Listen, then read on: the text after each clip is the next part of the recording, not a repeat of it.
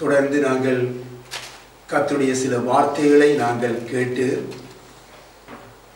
நாங்கள் எளிய அதாவது தொடர்ந்து மூலமாக பாடி நாங்கள் பிள்ளைகளுக்கு பரிசு பொருட்கள் வழங்குவதை நாங்கள் செய்ய போகின்றோம்.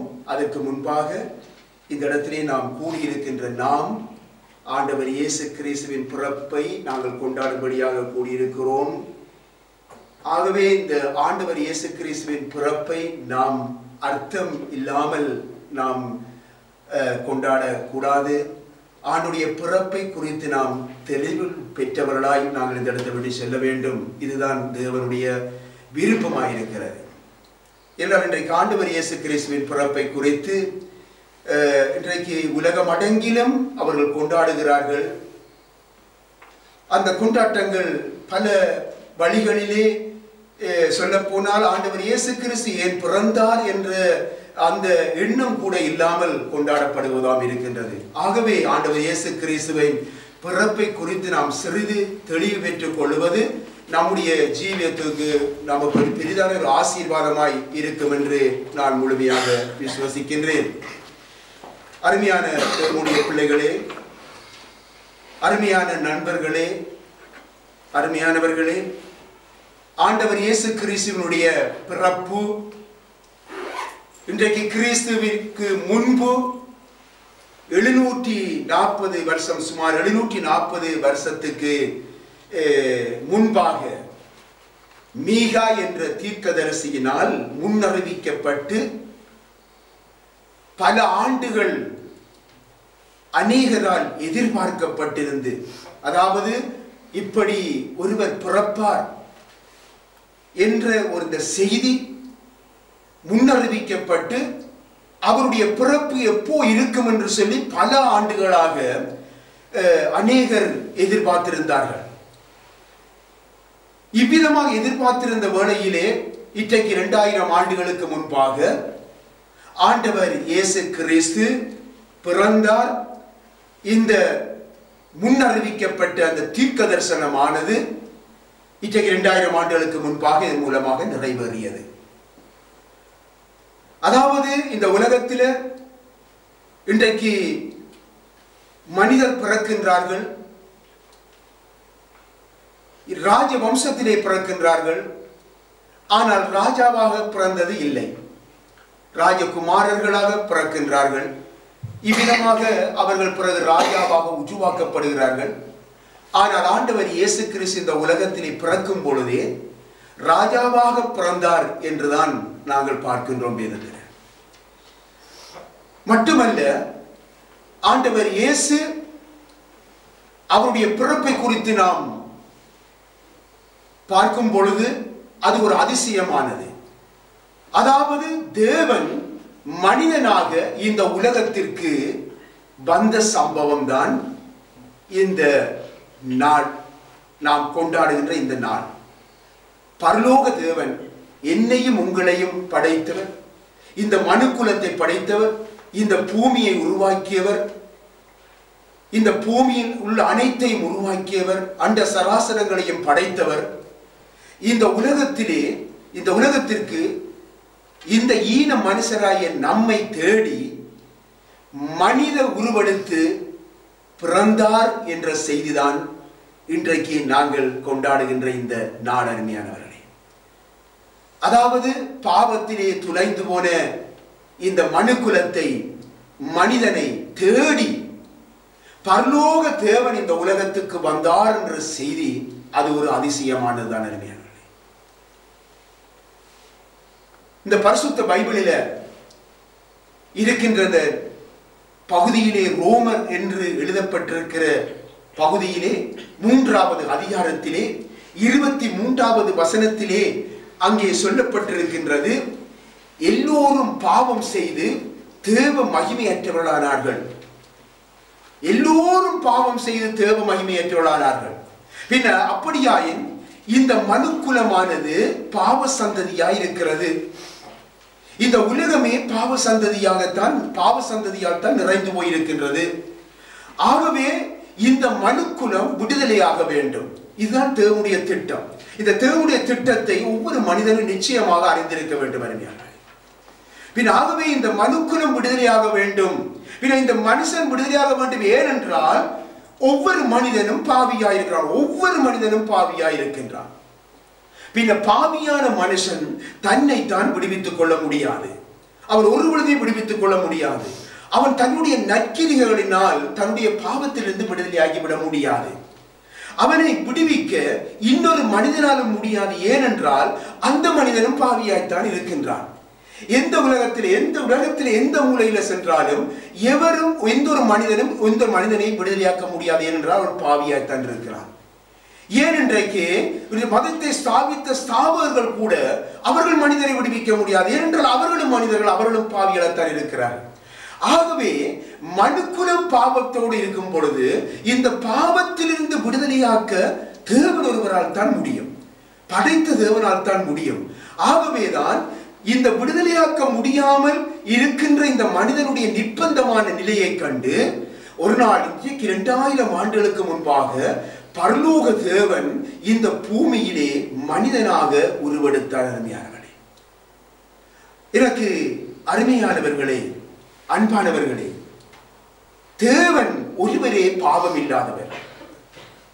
ஆகவே அவர் பரிசுத்தராய் இருக்கிறபடியினாலே அந்த பரிசுத்த இரத்தம் ஒரு மனிதனுடைய பாவத்துக்கு ஈடாக செலுத்தப்பட வேண்டும்.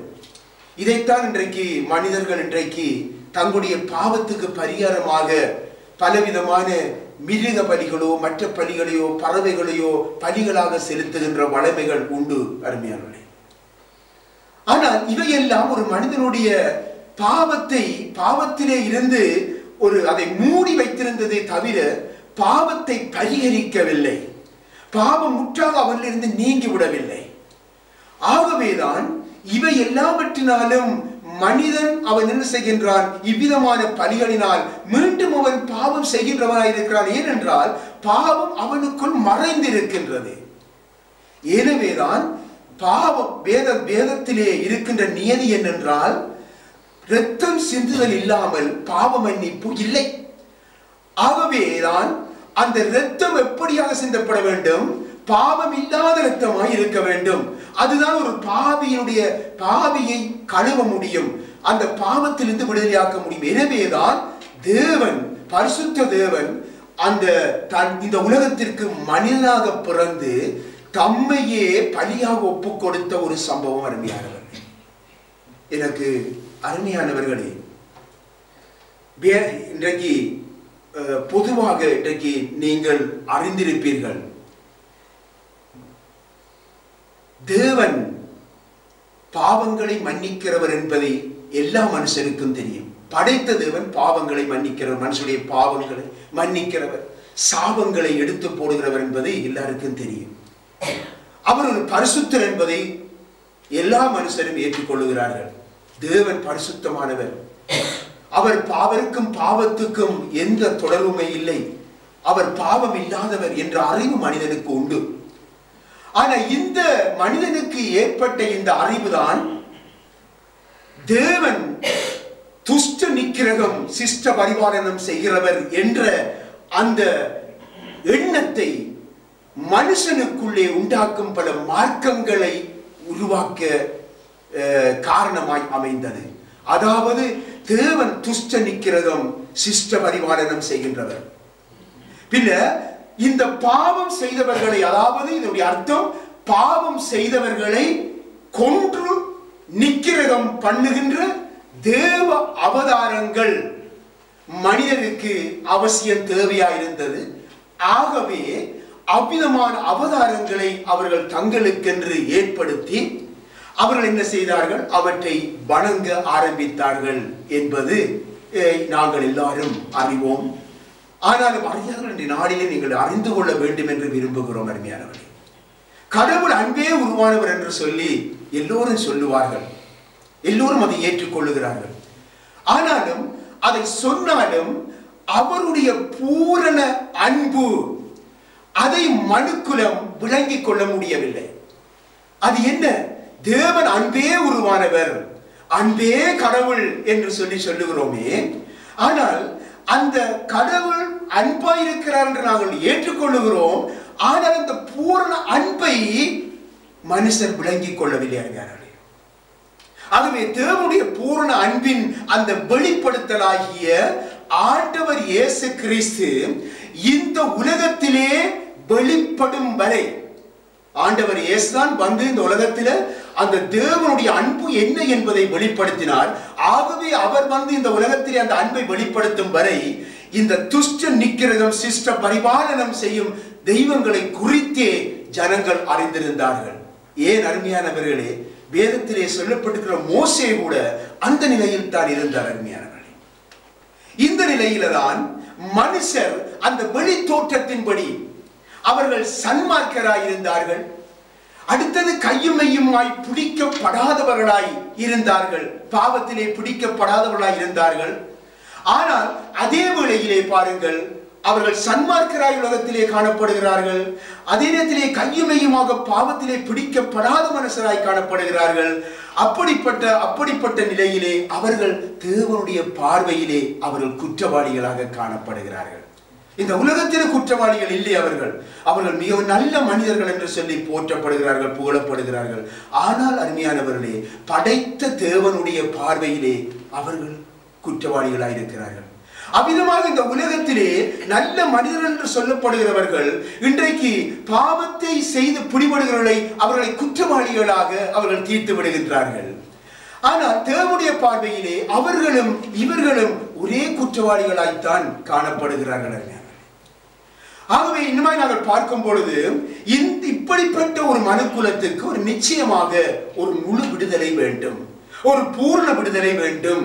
ஆகவே துஷ்டர்களை அழிக்க வந்த அந்த அவதாரங்களைப் போல, துஷ்டர்களை கொன்று குவிக்கின்ற அந்த அவதாரங்களைப் போல ஆண்டவர் இயேசுவும் வந்திருந்தால் அருமையானவர்களே, நீங்களும் நானும் இன்றைக்கு இருக்க மாட்டோம்.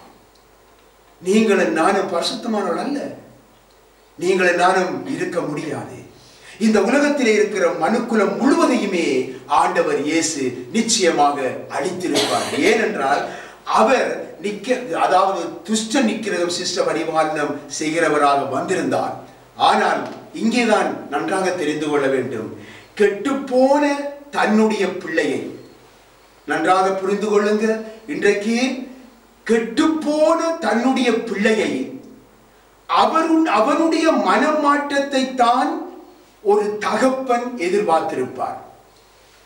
ஆனால் அதற்கு பதிலாக தன்னுடைய பிள்ளை கேடுகட்டவனாய் போறான், கெட்டவனாய் இருக்கிறான், படுபாவியாய் இருக்கிறான் என்று சொல்லி அந்த தகப்பன் அந்த பிள்ளையை ஒரு பொழுதுமே கொல்ல மாட்டார்.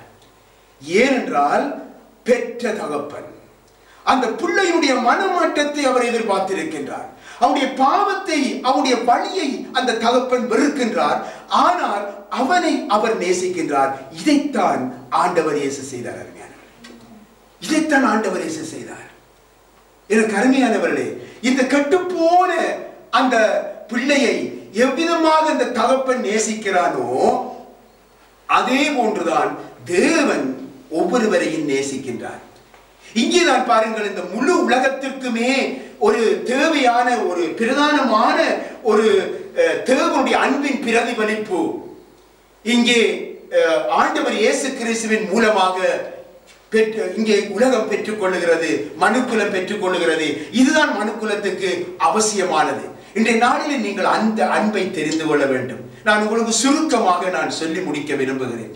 அதாவது இந்த அன்பைத்தான் தேவனுடைய அன்பு என்று சொல்லுகிறோம். அதுதான் தேவன் தன்னுடைய ஒரே பேரான குமாரனை விசுவாசிக்கிறவன் எவனோ அவன் கெட்டு போகாமல் நித்திய ஜீவனை அடையும்படிக்கு அவரை தந்தருளி இவ்வளவாய் இந்த உலகத்திலே அன்பு கூர்ந்தார் என்ற அந்த வார்த்தையை உங்களுக்கு தரப்பட்ட அந்த அழைப்புதல் நோட்டீஸ்களிலே கூட நாங்கள் போட்டிருக்கிறோம்.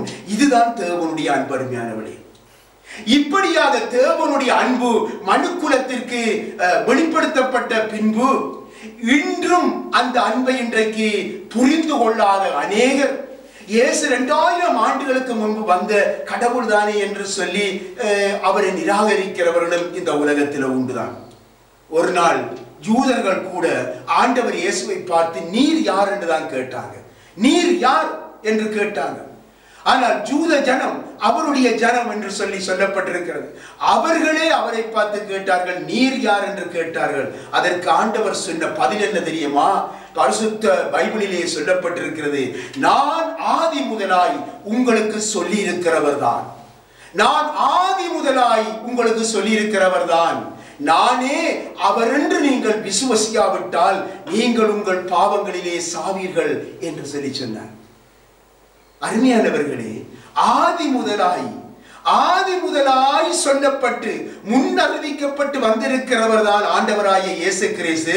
அதைத்தான் அவர் அவர்களுக்கு சுட்டி காட்டுகிறார். நீங்கள் நான் ஆதி முதலாய் உங்களுக்கு சொல்லியிருக்கிறவர் நான் தான், நானே அவர் என்று நீங்கள் விசுவசிக்க வேண்டும். அப்படி நீங்கள் விசுவசிக்காவிட்டால் உங்களுடைய பாவங்களிலே நீங்கள் சாவீர்கள் என்று சொல்லி யூதரை பார்த்து ஆண்டவர் சொன்னார். பின்னாகவே இந்த ஒரு மனிதனுடைய பாவத்துக்கு பரிகாரம் ஆண்டவராகிய இயேசு கிறிஸ்து தான். அவரை நாங்கள் விசுவசிக்கும் பொழுது அருமையானவர்களே, பாவ மன்னிப்பை நாங்கள் பெற்றுக் கொள்ளுகிறோம். அருமையானவர்களே, இன்றைய பாருங்கள், ஆண்டவர் இயேசு இப்படி திட்டமும் தெளிவுமாக இந்த யூதருக்கு சொன்னார். திட்டமும் தெளிவுமாக வெளிப்படுத்தி விட்டார். நான் தான், என்னை விசுவசியுங்கள், ஆதியிலே ஆதி முதலாய் இருக்கிறவர் நான் தான் என்றதை வெளிப்படுத்தி விட்டார். அருமையானவர்களே, நாம் எல்லாரும் பாவம் செய்து நாங்கள் தேவ மகிமையை இழந்திருக்கும் பொழுது அந்த பாவ சிறையில் இருந்து அந்த எங்களை மீட்டெடுத்து அந்த தேவ மகிமையை எங்களுக்கு மீண்டுமாய் தருவதற்காகத்தான் ஆண்டவர் இயேசு இந்த உலகத்திற்கு வந்தார். ஆண்டவர் இயேசு சொல்லுகிறார், சிஷ்ட பரிபாலனம் நிக்கிறதம் செய்யவோ சிஷ்ட பரிபாலனம் செய்யவோ அவர் வரவில்லை, நான் அவர்களுக்கு ஜீவன் உண்டாகவும் அது பரிபூர்ணப்படவும் வந்தேன் என்று சொல்லி ஆண்டவர் இயேசு சொன்னார். அப்படி சொன்னவர் தம்முடைய கரத்தாலே அவர் அழிப்பாரா? சிந்தித்து பாருங்க. அந்த ஆண்டவர் இயேசு கிறிஸ்து உங்களை பெற்ற தகப்பன், உங்களை உருவாக்கிய தகப்பன், இந்த உலகத்தை மனுக்குலத்தை உருவாக்கிய தேவன் மனுஷரை இவ்விதமாய் அழிப்பாரா? எனக்கு அருமையானவர்களை சிந்தித்து பாருங்கள். மனுஷர்கள் தங்களுக்கென்று ஏற்படுத்தி கொண்ட மற்ற அவதாரங்கள் துஷ்ட மனுஷரை மாற்ற முடியாமல் அவர்களை கொன்றார்கள். என்றால் அவர்களை மாற்ற முடியாது, துஷ்டர்கள். ஆகவே அவர்களை அழித்தார்கள். ஆனால் ஆண்டவர் இயேசுவோ எந்த மனிதனையும் பிரகாசிப்பிக்கின்ற மெய்யான ஒளியாய் வந்தவர். எந்த மனுஷனையும் எந்த பாவியையும் அவரால் மன்னிக்கப்பட முடியாது என்று சொல்லுகிற பாவம் எதுவுமே இல்லை. அருமையானவர்களே, அவரால் மன்னிக்கப்பட முடியாத பாவி என்று சொல்லுகிற எவனும் கர்த்தருடைய பார்வையில இல்லை.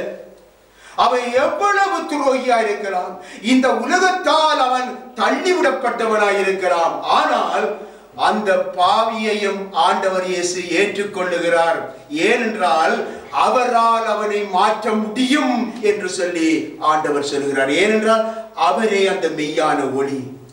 அவர் துஷ்ட நிக்கிரகம் செய்பவர் அல்ல. தம்மிடத்திலே வருகிற எந்த பாவியையும் தன்னிடத்திலே ஏற்றுக்கொள்ளுகிறவர். என்னிடத்தில் வருகிறவனை நான் புறம்பே தள்ளுவதில்லை என்று சொன்னவர் நம்முடைய ஆண்டவராகிய இயேசு. என்னிடத்தில் வாருங்கள், வருத்தப்பட்டு பாரம் சுமக்கிறவர்களே எல்லாரும் என்னிடத்தில் வாருங்கள், நான் உங்களுக்கு இளைப்பாறுதல் தருவேன் என்றவர் நம்முடைய ஆண்டவராகிய இயேசு. மத்தேயு சுவிசேஷத்திலே பரிசுத்த வேதாகமத்திலே 20ஆம் அதிகாரத்திலே 28வது வசனத்தை வாசித்து பாருங்கள். அவர் சொல்லுகின்றார், மனுஷகுமாரனாகிய நான் அநேகரை மீட்கும் பொருளாக தம்முடைய ஜீவனை கொடுக்கவே வந்தார் என்று சொல்லி சொல்லுகின்றார். பின் ஆண்டவர் இயேசு இந்த உலகத்தில் பிறந்தது அவர் மரிப்பதற்காக, நமக்காக ஜீவனை கொடுப்பதற்காகத்தான் அவர் வந்தாரே தவிர அவருடைய மரணமானது தற்செயலாக நிகழ்ந்தது அல்ல. அருமையானவர்களே, ஆண்டவர் இயேசு இந்த மனுக்குலத்தின் மீட்புக்காக இரட்சகராக இந்த உலகத்துக்கு வந்தார் என்பது எவ்வளவு முக்கியமோ அவ்விதமாக ஆண்டவர் இயேசு தன்னுடைய ஜீவனை கொடுக்க வந்தார் என்பதும் அது நிச்சயமானதாக இருக்கிறது, முக்கியமானதாக இருக்கிறது. ஆண்டவர் இயேசுவினுடைய கல்வாரி மரணத்தினால் அருமையானவர்களே, அந்த மரணமானது தற்செயலாக நடந்த ஒரு காரியம் அல்ல. அது ஒரு பரலோகத்தினால் மனுக்குலத்துக்கு, எனக்கும் உங்களுக்கும் மனுக்குலத்திற்கும் அது முன்னாயத்தப்படுத்தப்பட்ட ஒரு பலி, பாவ நிவாரண பலி. பரிசுத்த வேதாகமத்திலே, பைபிளிலே, ரோமரிலே 6ஆம் அதிகாரத்திலே நீங்கள் 25வது வசனத்திலே நீங்கள் வாசித்து 23வது வருஷத்திலே எடுத்து வாசித்து பார்ப்பீர்கள் என்றால் பாவத்தின் சம்பளம் மரணம் என்று எழுதப்பட்டிருக்கிறது. பாவத்தின் சம்பளம் மரணம். பின் ஆகவே இது மனிதனுடைய சரீர மரணத்தை குறிப்பிடவில்லை, நித்தியமாக அடைய போகிற அந்த மரணத்தை தனது குறிப்பிடப்படுகிறது. ஏனென்று சொன்னால் ஒரு மனிதன், இந்த உலகத்தில் இருக்கிற மனிதன் ஒரு நாள் மரித்து போது நிச்சயம், நீங்கள் என்னாலும் மரித்த போது நிச்சயம். ஆனால் எங்களுக்குள்ள இருக்கிற ஒரு ஆத்துமா இருக்கிறதே, அது மரிக்காது, அது நித்தியமாய் வாழ வேண்டியது. அதற்காகத்தான் இந்த உலகத்தில் எந்த மனுஷரை, எந்த இனத்து மக்களை எடுத்து பார்த்தாலும் இந்த உலகத்தில் பாருங்க, ஒரு மனிதன் மரித்தவுடனே அவனுக்கென்று ஆத்ம சாந்தி செய்ய வேண்டும் என்று சொல்லுகிறார்கள். ஏனென்றால் அவர்களுக்கு ஒரு நம்பிக்கை உண்டு, அந்த ஆத்மா வாழுகின்றது, அந்த ஆத்மா மரிக்காது, அது நித்தியமாய் வாழ வேண்டும் என்பது அந்த நம்பிக்கை அவன்ல இருக்குது, மனிதன்ல இருக்கின்றது. ஆனால் அதை அறியாத நிலையிலே அதை செயல்படுகிற முறைதான் தவறாய் இருக்கிறது. இந்த ஆத்மா வாழ வேண்டும். அந்த ஆத்மா எப்படி வாழ வேண்டும்? நித்தியமாய் தேவனோடு வாழ வேண்டும். அந்த நித்தியமாய் தேவனோடு வாழ வேண்டும் என்றால் ஆண்டவர் இயேசு கிறிஸ்துவின் நித்திய ஜீவனாய் இருக்கிற ஆண்டவர் இயேசு கிறிஸ்துவை நாம் விசுவசிப்பதின் மூலம் அந்த ஆத்மா, அந்த ஜீவனை நாம் பெற்றுக்கொள்ள கூடியதாக இருக்கும். அருமையானவர்களே, ஆகவே அந்த பணியை நாம் இந்த உலகத்திலே நாங்கள் பெற்றுக்கொள்ள வேண்டும். பாருங்கள், எனக்கு அருமையானவர்களே, பாருங்கள், இன்றைக்கு சில பேர் சொல்லுவார்கள், எனக்கு எவ்வளவு பரம்பரை சொத்தை நான் தேடி வைத்திருக்கிறேன், எனக்கு எந்த குறையுமே இல்லை, நான் ஏன் இயேசுவிடம் வர வேண்டும் என்று சொல்லி கூட கேட்கிறவர்கள் எத்தனை பேர் இருக்கிறாங்க. என்னிடமே அந்த கதைகளை கேட்டிருக்கிறார்கள். ஆனால் அவர்கள் தங்களுடைய ஆத்மாவினுடைய விலையை அறியாதபடி அவர்கள் கேட்கிறார்கள். அறியாமல் இருக்கிறபடினாலே அறியாமல் அவர்கள் கேட்கின்றார்கள். ஆண்டவரே சொல்லுகிறார் தெரியுமா, ஒருவனுக்கு எவ்வளவு ஆஸ்தி இருந்தாலும் அது அவனுக்கு ஜீவன் அல்ல. எவ்வளவு ஆஸ்தி இருந்தாலும் அவனுக்கு ஜீவன் அல்ல. ஏனென்றால் இந்த உலகத்திலே அவன் இருக்கும் பொழுது அந்த ஜீவனுக்குரியவரை அவன் தெரிந்து கொள்ள வேண்டும். அந்த ஜீவனுக்குரியவரை தன்னுடைய இருதயத்திலே ஏற்றுக்கொள்ளும் பொழுது, நான் இந்த உலகத்தை விட்டு கடந்து போகும் பொழுது நான் பயப்பட வேண்டிய அவசியம் இல்லை. ஏனென்று சொன்னால் நான் நித்திய ஜீவனைக்குரியவனாக நான் செல்லுகிறேன் என்ற நிச்சயம் எனக்கு உண்டு. எனக்கு அருமையானவர்களே, பாவத்தால் நாம் நித்திய நரகத்தை அடைந்து விடக்கூடாது என்பதற்காகத்தான் ஆண்டவர் இயேசு இந்த உலகத்திலே பிறந்து நமக்காக அந்த தண்டனையை அவர் தம்மேலே ஏற்றுக்கொண்டு தம்முடைய ஜீவனையை கொடுத்தார். அதன் மூலமாக நாம் அந்த ஜீவனை பெற்றுக் கொள்கிறோம்.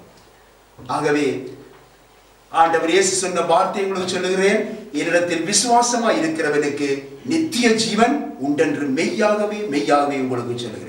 இந்த வார்த்தையை நீங்கள் இன்றைய நாளில் இருதயத்திலே பயிற்றுக் கொள்ளுங்கள். ஆண்டவரே சொல்வது உத்தரவாதத்தை உங்கள் அனைவருக்கும் தார, என்னிடத்தில் விசுவாசமாய் இருக்கிறவனுக்கு நித்திய ஜீவன் உண்டென்று மெய்யாகவே உங்களுக்கு சொல்லுகிறேன். ஆகவே எனக்கு அருமையானவர்களே, இந்த இடத்திலே கூடியிருக்கிற அன்பான நண்பர்களே, நாம் வேதத்திலே நாங்கள் பார்க்கிறோம், பைபிளிலே சொல்லப்படுவது அன்றையும் ஒரே தரம் மரிப்பதும் பின்பு நியாயத்தில் படைவதும் மனுஷனுக்கு நியமிக்கப்பட்டிருக்கிறது. ஆகவே ஒரு மனிதன் உயிரோடு இருக்கும் பொழுதே அந்த மறுபடியும் பிறக்கின்ற அனுபவத்தை பெற்றுக்கொள்ள வேண்டும் என்று ஆண்டவர் இயேசு விரும்புகின்றார். அந்த மறுபடியும் பிறக்க வேண்டும். மறுபடியும் பிறக்கும் பொழுதுதான் நாம் பரலோக ராஜ்யத்துக்குள் பிரவேசிக்க முடியும். ஆகவேதான் ஆண்டவர் இயேசு இந்த உலகத்திலே மனிதனாக அவதரித்து தம்முடைய ஜீவனை நமக்காக கொடுத்து அந்த ஜீவனை அடையும்படிக்கு தம்மையே நமக்காக அதை பலியாக்கினார். அருமையான, ஆகவே உங்களுக்கு இந்த அருமையான ஒரு சந்தோஷமான ஒரு வழி முன்வைக்கப்பட்டிருக்கிறது. இந்த வழிக்கு உங்களை ஒப்புக்கொடுங்கள். நீங்கள் மறுபடியும் பிறக்கின்ற அனுபவத்துக்குள்ளே நீங்கள் ஜீவிக்கும் பொழுதே நீங்கள் அந்த அனுபவத்துக்குள்ளே வந்துவிட வேணும். இந்த உலக பாரம்பரியங்களில் இருந்து, இந்த உலக காரியங்களில் இருந்து தேவன் உங்களை முற்றாக விடுதலையாக்கி ஒரு புதிய மனிதனாக மாற்றுவார். மட்டுமல்ல, ஆண்டவர் இயேசு அவர் மீண்டுமாக வரவிருக்கிறார் என்ற அந்த செய்தியையும் உங்களுக்கு நான் அறிவிக்கின்றேன். அவருடைய வருகை மிகவும் சமீபமாய் இருக்கிறது என்பதை இந்த உலகத்தின் அடையாளங்கள் எல்லாம் வெளிப்படுத்திக் கொண்டிருக்கின்றது. ஆகவே இந்த உலகத்தின் அடையாளங்கள் எல்லாம் நிறைவேறிக் கொண்டிருப்பதினால் ஆண்டவர் இயேசுவின் வருகை அது சீக்கிரம் என்பதை நாம் அறிந்து கொள்ளுகிறோம். ஆகவே நாம் அவருடைய வருகைக்கு ஆயத்தம் உள்ளவர்களாய் இருக்க வேண்டும் என்று சொல்லி ஆண்டவர் இயேசு விரும்புகிறார். ஆகவே எனக்கு அருமையானவர்களே, இந்த காரியத்திலே நான் ஒரு காரியத்தை மட்டும் வசனத்தை வாசித்து நான் இதை முடிக்க விரும்புகின்றேன். அதாவது லூக்கா சுவிசேஷத்திலே நான் 21ஆம் அதிகாரத்தை நான் வாசிக்கின்றேன். 21ஆம் அதிகாரத்திலே சில வார்த்தைகள் ஆண்டவர் இயேசு தம்முடைய வருகையை குறித்த அடையாளங்களையும் அவருடைய வருகை குறித்து சொன்ன சம்பவங்களையும் பரிசுத்த பைபிளில் இருந்து நான் வாசிக்கின்றேன். யுத்தங்களையும் கலகங்களையும் குறித்து நீங்கள் கேள்விப்படும் பொழுது பயப்படாதிருங்கள், இவைகள் முன்னதாகவே சம்பவிக்க வேண்டியது.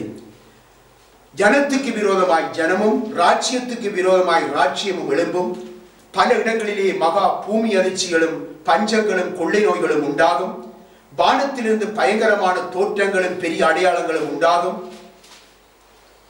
எழுதியிருக்கிற யாவும் நிறைவேறும்படி நீதியை சரிக்கட்டும் நாட்கள் அவைகளே. அந்நாட்களில் கற்பவதிகளுக்கும் பால் கொடுக்கிறவர்களுக்கும் ஐயோ! பூமியின் மேல் மிகுந்த இடுக்கண் இந்த ஜனத்தின் மேல் இடுக்கண்ணும் இந்த ஜனத்தின் மேல் கோவாக்கினையும் உண்டாகும். சூரியனிலும் சந்திரனிலும் நட்சத்திரங்களிலும் அடையாளங்கள் தோன்றும். பூமியின் மேல் உள்ள ஜனங்களுக்கு தத்தளிப்பும் இடுக்கண்ணும் உண்டாகும். சமுத்திரமும் அலைகளும் முழக்கமாயிருக்கும். வானத்தின் சத்துவங்கள் அசைக்கப்படும். ஆதலால் பூமியின் மேல் வரும் ஆபத்துக்களுக்கு பயந்து எதிர்பார்த்திருக்கிறதினால் மனுஷனுடைய இருதயங்கள் சோர்ந்து போகும்.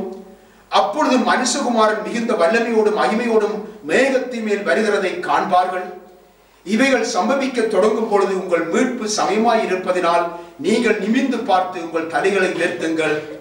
அப்படியே இவைகள் சம்பவிக்கிறதை நீங்கள் காணும் பொழுது தேவனுடைய ராஜ்யம் சமயமாய் இருக்கிறது என்று அறியுங்கள். வானமும் பூமியும் ஒளிந்து போகும், என் வார்த்தைகளோ ஒளிந்து போவதில்லை. பூமியில் எங்கும் குடியிருக்கிற அனைவர் மேலும் அது ஒரு கண்ணியை போல வரும் என்று சொல்லி ஆண்டவர் இயேசு தம்முடைய வாயினால் அவர் சொல்லி இருக்கின்றார். ஆகவே இன்றைய காலங்களிலே இன்றைக்கு எத்தனையோ செய்திகளை நீங்கள் கேள்விப்படுவீர்கள். இன்றைக்கு 2012ஆம் ஆண்டு உலகம் அழியப் போகிறது என்றெல்லாம் விஞ்ஞானிகள் எல்லாம் சொல்லி இருக்கிறார்கள். எல்லாம் கால கணிப்புகள் எல்லாம் சொல்லப்பட்டிருக்கிறது என்று சொல்லப்பட்டிருக்கிறதை தயவு செய்து நீங்கள் நம்ப வேண்டாம். ஏனென்றால் ஆண்டவர் சொன்ன வார்த்தையின்படி ஆண்டவர் சொல்லுகின்றார், எந்த மனுஷனும் அந்த நாளையும் அந்த நாளிகையையும் அவன் அறிய மாட்டான். ஆண்டவர் இயேசுவின் வருகை, இந்த உலக முடிவை குறித்து ஆண்டவர் இயேசுவின் வருகையை குறித்து எந்த ஒரு மனுஷனும் அறிய மாட்டான் என்பதனால் நாங்கள் இந்த அதாவது உலகத்திலே நடக்கின்ற அழிவுகள் இவைகளை எல்லாம் நாங்கள் கருத்தில் கொள்ளும் பொழுது ஆண்டுடைய வருகை சமயமாயிற்று என்று சொல்லி அறிந்து நாம் மனம் திரும்ப வேண்டும் என்று ஆண்டவர் விரும்புகின்றார். அடுத்ததாக பாருங்கள், ஆண்டவர் சொல்லுவதை நான் மீண்டுமாய் வாசித்து காட்டுகின்றேன். சீசர்கள் அவரிடத்திலே தனித்து வந்து இவைகள் எப்பொழுது சம்பவிக்கும், உம்முடைய வருகைக்கும் உலகத்தின் முடிவுக்கும் அடையாளம் என்ன, எங்களுக்கு சொல்ல வேண்டும் என்றார்கள். இயேசு அவர்களுக்கு பிரதியுத்தரமாக, ஒருவனும் உங்களை வஞ்சியாதபடிக்கு எச்சரிக்கையாயிருங்கள். யுத்தங்களின் செய்திகளையும் கேள்விப்படுவீர்கள். கலங்காதபடி எச்சரிக்கையாயிருங்கள். இவைகள் எல்லாம் சம்பவிக்க வேண்டியதே, இவைகள் எல்லாம் நடந்துதான் ஆகும் என்று ஆண்டவர் இயேசு திட்டமாக சொல்லி இருக்கிறார். ஜனத்துக்கு விரோதமாய் ஜனமும் ராஜ்யத்துக்கு விரோதமாய் ராஜ்யமும் எழும்பும். பஞ்சங்களும் கொள்ளை நோய்களும் பூமி அதிர்ச்சிகளும் பல இடங்களிலே உண்டாகும். இவைகள் எல்லாம் வேதனைக்கு ஆரம்பம். இதெல்லாம் இந்த உலகத்திலே நடக்க போற வேதனைகளுக்கு ஆரம்பம் என்றுதான் ஆண்டவர் இங்கே சுட்டி காட்டுகின்றார். ராஜ்யத்தினுடைய இந்த சுவிசேஷம் பூலோகம் எங்கும் உள்ள சகல ஜாதிகளுக்கும் சுவிசேஷமாய் சாட்சியாய் பிரசங்கிக்கப்படும். அப்பொழுது முடிவு வரும். ஆகவே இந்த உலகத்தின் முடிவு வரும் பொழுது வர வேண்டுமாயின் இந்த சுவிசேஷம் இந்த உலகம் எங்கும் எல்லோருக்கும் பிரசங்கித்து முடிக்கப்படும் என்று சொல்லி ஆண்டவர் சொல்லுகின்றார். அதன் பிற்பாடு இந்த முடிவு வரும். ஆகவே நீங்கள் எப்பொழுதும் ஆயத்தமாயிருங்கள் என்று சொல்லி சொல்லுகின்றார். அந்நாட்களிலே கற்பவதிகளுக்கும் பால் கொடுக்கிறவர்களுக்கும் ஐயோ! நீங்கள் ஓடி போவது மாரிகாலத்திலாவது ஓய்வு நாளிலாவது சம்பவியாதபடிக்கு நீங்கள் வேண்டிக் கொள்ளுங்கள் என்று சொல்லி ஆண்டவர் சொல்லுகிறார். ஏனென்றால் அது ஒரு மிகவும் பயங்கரமான ஒரு காலம். மின்னல் கிழக்கில் என்று தோன்றி மேற்கில் அங்கே மேற்கு வரை பிரகாசிக்கிறது போல மனுஷகுமாருடைய வருகையும் இருக்கும். பின் ஆண்டவர் இயேசு கிறிஸ்துவின் வருகை இவை எல்லாரும் சொல்லி குறிப்பிட்ட நாளிலே நடக்கின்ற காரியம் அல்ல. அதாவது ஆண்டவர் சொல்லுகிறார், மின்னலானது கிழக்கிலே என்று தோன்றி அது மேற்கு வரை பிரகாசிக்க எவ்வளவு நேரம் செல்லுகிறது, இந்த நேரத்துக்குள்ளே ஆண்டவருடைய வருகை நடந்து முடியும் என்று சொல்லி ஆண்டவர் சொல்லுகின்றார். இன்னுமாக சொல்லும் பொழுது அந்நாட்களிலே உபத்திரவம் முடிந்தவுடனே சூரியன் அந்தகாரப்படும், சந்திரன் ஒளி கொடாதிருக்கும், நட்சத்திரங்கள் வானத்திலிருந்து விழும், வானத்தின் சத்துவங்கள் அசைக்கப்படும். அப்பொழுது மனுஷகுமாரனுடைய அடையாளம் வானத்தில் காணப்படும். அப்பொழுது மனுஷகுமாரன் வல்லமையோடும் மிகுந்த மகிமையோடும் வானத்தின் மேகங்கள் மேல் வருகிறதை பூமியில் உள்ள சகல கோத்திரத்தாரும் கண்டு புலம்புவார்கள். வலுவாய் தொனிக்கும் எக்கால சத்தத்தோடே அவர் தம்முடைய தூதர்களை அனுப்புவார். அவர்கள் அவரால் தெரிந்து கொள்ளப்பட்டவர்களை வானத்தின் ஒரு முனை தொடங்கி மறுமுனை மட்டும் 4 திசைகளிலும் இருந்து கூட்டி சேர்ப்பார்கள். வானமும் பூமியும் ஒளிந்து போகும், என் வார்த்தைகளும் ஒளிந்து போவதில்லை. அந்த நாளையும் அந்த நாளிகையையும் என் பிதா ஒருவர் தவிர மற்ற ஒருவனும் அறியான், பரலோகத்தில் இருக்கிற தூதர்களும் அறியார்கள். ஆகவே ஆண்டவர் சொல்லுகின்றார், இந்த உலகத்தின் முடிவு வானத்தில் இருக்கின்ற அவருடைய தூதர்கள் கூட அறிய மாட்டார்கள் அந்த நாளை. ஆகவே இந்த உலகத்திலே இன்றைக்கு மனுஷர் சொல்லுகின்ற வார்த்தைகளை நம்பி நீங்கள் கலங்கக்கூடாது. நீங்கள் ஆண்டவர் இயேசுவின் வருகை சமயமாய் இருக்கிறது என்று நினைத்து நீங்கள் அவருடைய வருகைக்கு ஆயத்தம் செய்கிற ஜனமாய் மாற வேண்டும். அதுதான் எங்களுக்கு ஒரு சந்தோஷமான நாளாக அமையும். ஏனென்றால் ஆண்டவர் இயேசு கிறிஸ்து மீண்டும் வருவது, அவர் இந்த உலகத்தை நியாயம் தீர்க்க வருகிறார். ஆகவே அவருக்குள்ளாக நாங்கள் ஜீவிக்கும் பொழுது அவர் நமக்கு வெகுமதிகளை கொண்டு வந்து எங்களுக்குரிய பலனை தருவதற்காக வர இருக்கின்றார். ஆகவே எனக்கு அருமையானவர்களே, இந்த வேளையிலே இந்த காரியத்தை உங்களுக்கு அறிவித்திருக்கிறேன். ஆகவே இவ்விதமாக பொய்யான வதந்திகளை குறித்து நீங்கள் கலங்க வேண்டாம். ஆண்டவர் இயேசு கிறிஸ்துவினுடைய வார்த்தைகள் இந்த பரிசுத்த வேதாகமத்திலே இருக்கிறது. நீங்கள் எடுத்து வாசியுங்கள். அனைத்து தீர்க்கதரிசனங்கள் இதிலே இருக்கிறது, முன்குறிப்புகளிலே சொல்லப்பட்டிருக்கிறது. ஆகவே நீங்கள் சகலதையும் அறிந்து கொள்ளுவீர்கள். எல்லோருமாக இனி நாங்கள் மீண்டுமாக நாங்கள் இந்த வேளையிலே நாங்கள் பாடலை பாடி நாங்கள் நிறைவு செய்ய போகிறோம்.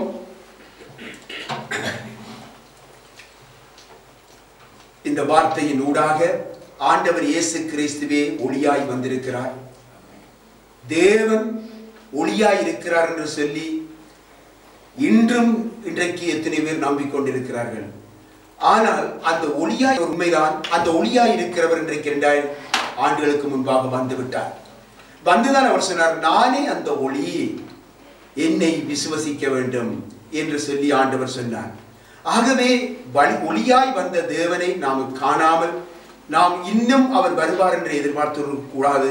அவர் தூரத்திலே நாங்கள் எதிர்பார்க்கிறோம். அவர் ஒளியாய் இருக்கிறார் என்று கடவுளை, நம்மை படைத்த கடவுளை தூரத்திலே நாங்கள் கண்டு கொண்டிருக்கிறோம். ஆண்டவர் இயேசு நம்மோடு கூட இருக்கிறார், இப்பொழுது இருக்கிறார். அவருடைய நாமத்தினால் கூடியிருக்கிற எங்கள் மத்தியிலே இருக்கிறார். ஆண்டவர் சொன்னார், என்னுடைய நாமத்தினாலே நீங்கள் கூடியிருக்கும் பொழுது அவர் நடுவில் நான் இருக்கிறேன் என்று சொல்லி இருக்கிறார். ஆகவே நீங்கள் அவரை நம்புங்கள், அவரை விசுவசியுங்கள். அவர் உங்களோடு என்றென்றுமாய் அவர் இருந்து உங்களை நடத்தி கொள்வார். அவரே ஒளி, அவரே சத்தியம், அவரே ஜீவன். அவரை நீங்கள் விசுவசியுங்கள்.